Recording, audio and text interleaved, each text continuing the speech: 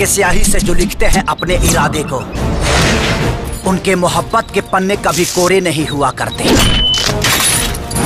हम हुए हैं जेकरे के देखे खदी तो हरमोन संकल्पा राज मान ली हनी संगे जिंदगी बिताइब हम तो ठान ली हनी बाबू बोलो न तोहर का विचार है। I love you Raju. एगो हम हमर दिल ए जान होई तीनों सहारे। हमार बेटी तोहरा के जीवन साथी चुन ले बाड़ी और 15 दिन में अगर तू 15 लाख कमा के लिए तो हम अपन बेटिया का हाथ तोहरे हाथ पे दे दे। कुछ कर गुजर ऐसा कि दुनिया तमाम हो जाए, आशिकों के जुबां पे तेरा भी नाम हो जाए।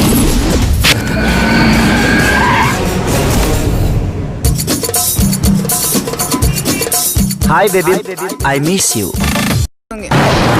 वो भिखारी का औलाद 6 महीना तक 6 साल के बाद भी वापस न लौटी। मेरी नजरों के सामने उस कमबख्त का पासपोर्ट जलाओ।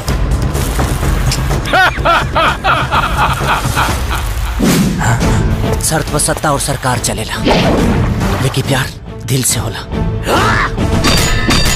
वो तो के जिए न दे और हम तो के मरे न दे। 1 मिनट सोचने दो क्या क्या हुआ था जब भी पटना वाली ने मुझे छोड़ा, पटना गुजरात वाली। Welcome to the ring of fire. इश्क में जीने के लिए हर रिस्क उठा लूंगा। जो जिंदा वो सिकंदर। अगर मौत भी आई ना तो महबूबा समझ के गले लगा लो। कसम है तेरे इंतजार का, इत्तेबार तेरा टूटने नहीं दूंगा। रिश्ता अपना जन्म जन्म का है, साथ तेरा छूटने नहीं।